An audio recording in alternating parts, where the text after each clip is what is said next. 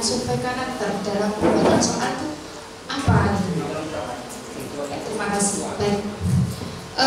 Ibu, jadi kalau AKM itu kan sasarannya ada literasi membaca dan literasi numerasi ya. Literasi membaca tadi konteksnya kan ada informasi dan sastra. Konteksnya ada informasi personal, yang personal, sosial, saintifik. Nah, itu kalau yang numerasi tadi sudah beberapa ya tentang aljabar dan sebagainya. Nah, survei karakter ini sebenarnya kalau di sekolah itu wilayahnya guru BK, ya guru BK. Ini tidak perlu didrillkan, Ibu. Jadi ini terkait nanti dengan karakter siswa, bagaimana dia menyelesaikan permasalahan. Contoh soalnya ya, contoh soal. Misal begini, di sekolah itu ada kebijakan meminimalisasi penggunaan kertas ya. Pokoknya kalau bisa memanfaatkan kertas yang sudah terpakai untuk dipakai lagi dan mengurangi penggunaan kertas kayak gitu. Nah, kebetulan OSIS ini ada membuat proposal. Nah, dia harus harus ngeprint proposal itu dalam jumlah banyak. Tapi terbentur kegiatannya di kebijakan sekolah itu nggak boleh pakai itu. Apa yang kamu lakukan gitu ya? Padahal kamu harus membuat segera misalnya proposal itu untuk disampaikan kepada pembina OSIS. Apa yang kamu lakukan? Nah gitu. Jadi permasalahan yang seperti itu. Jadi apa saja yang dinilai itu misalnya tentang kebinekaan, terus keimanan dan ketakwaan, kemandirian, tanggung jawab, berpikir kritis kayak begitu. Nah kalau berpikir kritis seperti tadi, kalau keimanan, ketakwaan, misal kebinekaan aja. Misalnya dalam satu kelas, ini karena MTS mungkin satu semua ya, satu agama ya. Tapi bisa jadi walaupun satu agama, dia rasnya masing-masing. Ada yang dari suku Jawa, ada yang dari suku Bali, bisa dari Bali. Kebetulan dia berkelompok. Ketika dia berkelompok, coba kamu sekarang cari artikel terkait dengan kebudayaan sosial, karena kita ngambil informasi sosial budaya. Coba kamu gali informasi sosial budaya di internet. Nah, si anak yang Bali tadi, Bali itu begini-begini, dia mengunggulkan kebaliannya itu. Sementara yang diajak ngomong orang Jawa, jadi dia kayak tersinggung kayak gitu. Nah, ada teman satunya, kamu sebagai temannya, apa yang kamu lakukan jika ada temanmu yang seperti itu, kayak gitu. Yang satu kan tersinggung karena tadi merasa, nah ini tentang kebinekaan kayak gitu. Jadi ini kalau yang membuat soal itu kalau bisa ini dijalankan ke guru BK. Kebetulan kemarin saya ngisi guru MGBK itu Babel di Bangka Belitung, Palembang dan Cilegon itu saya ambil contoh-contoh soal yang survei karakter yang seperti itu. Jadi selain saya berikan juga yang literasi, juga saya berikan yang contoh-contoh soal yang survei karakter kayak gitu ya. Jadi kalau misalnya akhlak gitu ya, misal di kelas ada temenmu nggak punya uang gitu, sementara dia pingin apa gitu, atau kamu pada saat ulangan ada temenmu nyontek gitu, apa yang kamu lakukan kayak gitu. Pokoknya digali-gali yang seperti itu gitu ya. Jadi ini wilayahnya sebenarnya bukan di guru bahasa Indonesia, tapi lebih ke guru BK. Tapi kalau Bapak Ibu pengen mencoba, ya tidak apa-apa. Ini untuk misalnya karakter di kelas itu, misalnya Ibu sebagai wali kelas ya, wali kelas atau sebagai guru itu kan kadang ada penilaian diri. Nah itu bisa dipakai untuk menilai seperti itu, untuk yang soal survei karakter. Jadi kalau survei karakter itu tidak perlu didrillkan kayak gitu, nanti sudah mengalir aja sesuai dengan karakter siswa. Nanti akan terlihat tuh karakter siswanya.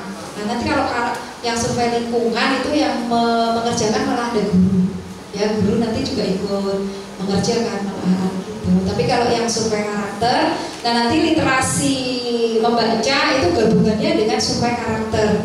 30 menit aja sepertinya untuk survei karakter, dan soalnya paling 15 kayak gitu.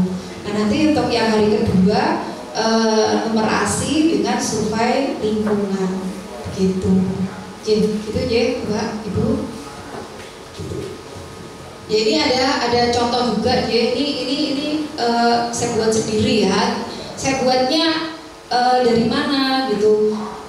Dari saat membaca gitu. Saya saat membaca itu ada apa ya? Ternyata ada ini ya. Saya tertarik karena ini bacaan sastra saintifik ini kebetulan saya kirim sebagai salah satu soal. Jadi di situ itu ada itu bunyi pesan rahasia Rudy gitu ya. Ternyata tinta itu berasal dari campuran air dengan air perasan jeruk lemon. Dengan menggunakan kata bat, Rudy menulis pesan rahasianya di atas kertas. Nah, saat bapaknya itu orang tuanya menerima kertas ini dia nggak baca, nggak bisa membaca tulisannya ini. Bisanya dibaca ketika dipanaskan gitu, didekatkan dengan api. Nah ini ada teorinya. Jadi saya baca artikel tentang itu, terus saya buat. Jadi di sini ternyata ada reaksi kimia. Ya. Jadi tinta yang tidak terlihat ini merupakan salah satu reaksi kimia. Jadi jus lemon adalah senyawa organik yang bisa teroksidasi dan berubah warnanya menjadi coklat ketika dipanaskan. Nah, zat lain yang bisa bekerja dengan cara yang sama adalah jus jeruk. Ini saya buat sebagai stimulus yang sastra saintifik. Kalau Bapak Ibu mencari sastra yang saintifik itu susah banget. Saat saya membuat soal pusmejer itu dibikin pusing itu yang itu sastra saintifik. Wangel Bu. Nah akhirnya saya alhamdulillah waktu itu bisa membuat itu. Saya ngambil novelnya siapa itu yang topi bintang Sirius itu loh, yang menulis novel itu punyanya yang fisika itu, lomba olimpiade fisika itu siapa gitu? Saya lupa.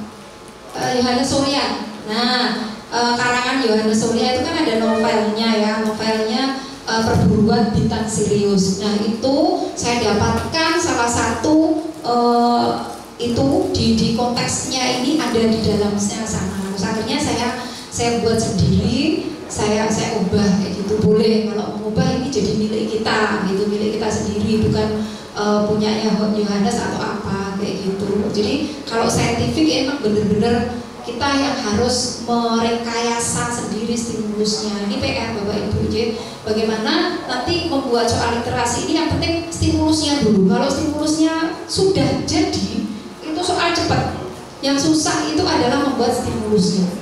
Mencocokkan ini sudah sudah personal, apa ini saintifik, apa ini sosial budaya. Jadi mengelompokkan ini yang susah. Wilayahnya saintifik itu yang mana, yang sosial budaya yang mana, personal yang mana. Personal juga susah. Kalau personal itu nanti lebih ke akuannya ya, tentang hobi. Bagaimana kamu punya hobi, misalnya saya hobi menulis. Saat itu saya mencoba membuat tentang hobi menulis gitu, karena saya suka menulis, jadi saya masukkan di situ hobi menulis gitu ya. Jadi ini contoh yang apabila Bapak Ibu menulis soal, jadi saya buat soalnya seperti inilah. Ini dari sastra yang saintifik, ini PGK. Nah ini saya kuncinya sudah saya buat nih, yang benar 2, ada B sama D, yang salah ini ada di A, C sama E. Nah ini tapi kalau di benar salah ini semua nanti kalau siswa harus menjawabnya harus semua ya, harus diklik semua. Nggak bisa ngekliknya 2, nggak bisa. Beda kalau nanti soalnya A, B, C, D, nanti tinggal diklik A, B gitu. Nah kalau yang ini semuanya harus diklik mana yang benar, mana yang sama. Nanti di soal pusmejer juga sama seperti itu. Ini yang model soal PG. Gitu. Ya. Ada lagi pertanyaan?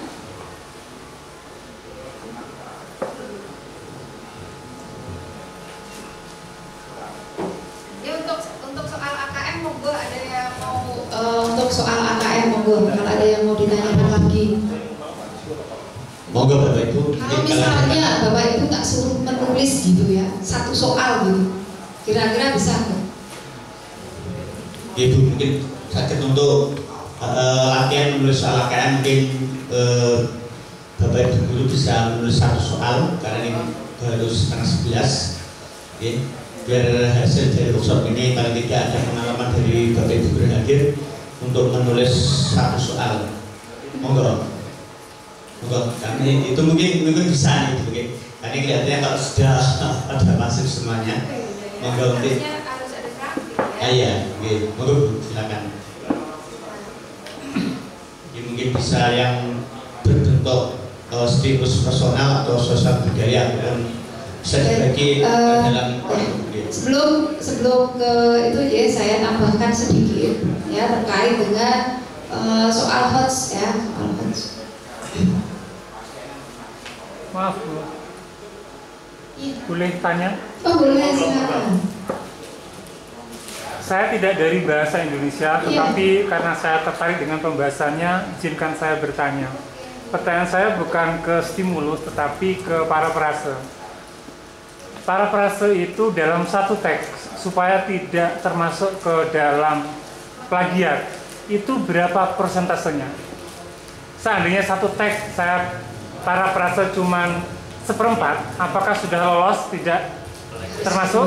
Harus semua? Ya, jadi Bapak Ibu nanti secara mudah ya, setelah ini nanti dibuka aja plagiarisme checker. Jadi kalau Bapak Ibu mau parafrase, menulis coba di artikel gitu ya, nulis kayak gitu, jangan sedikit Pak, semuanya harus diparafrase. Jadi digubah sendiri, ditambah-tambah supaya kalimatnya itu tidak sama persis. Karena kalau nanti kedetek itu kalau yang gratis ya, kalau yang gratis itu kan terbatasi hanya 1000 karakter. Kalau yang berbayar itu lebih banyak lagi, istilahnya semua skripsi aja bisa gitu. Nah kalau yang ini nanti bisa panjenengan kalau nanti ada sama aja nanti di situ sudah terdeteksi Pak.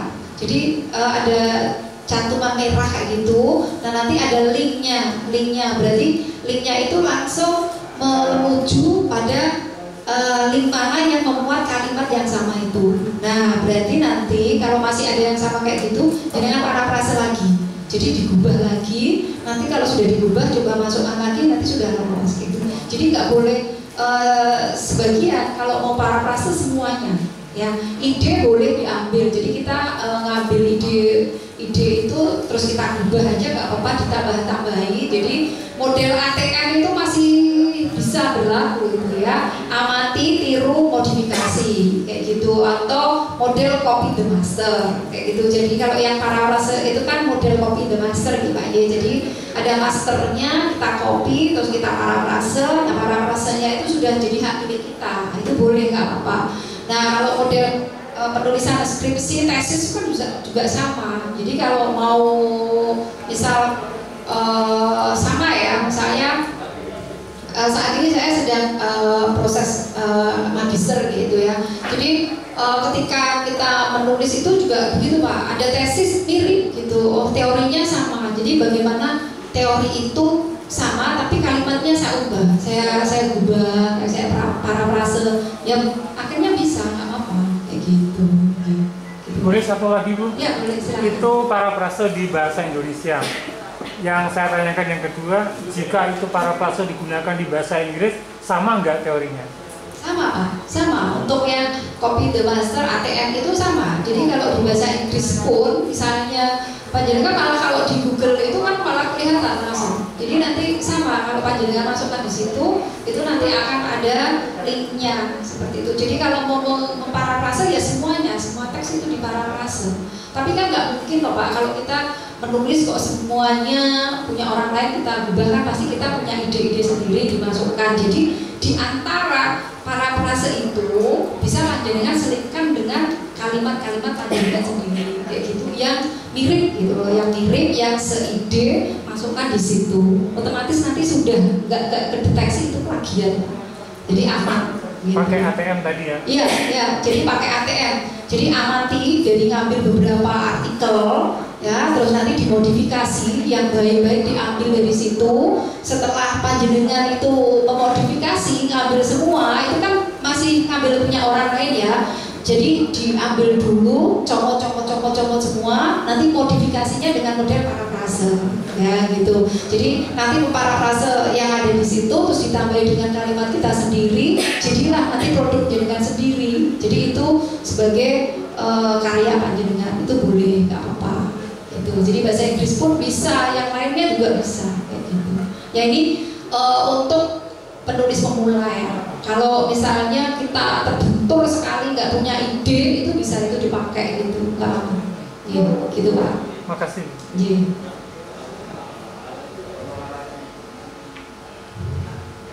Ya, karena sebenarnya kalau waktunya lama seperti ini harus ada produk ya. Ya, jadi nanti saya harus sebenarnya bawa laptop gitu, nanti bisa ditampilkan. Nanti dari hasil soal yang panjenengan Bapak Ibu tulis itu kita bisa review bareng-bareng. Ini loh soal yang sudah pas, ini soal yang belum, kekurangannya di mana, seperti itu bisa terlihat.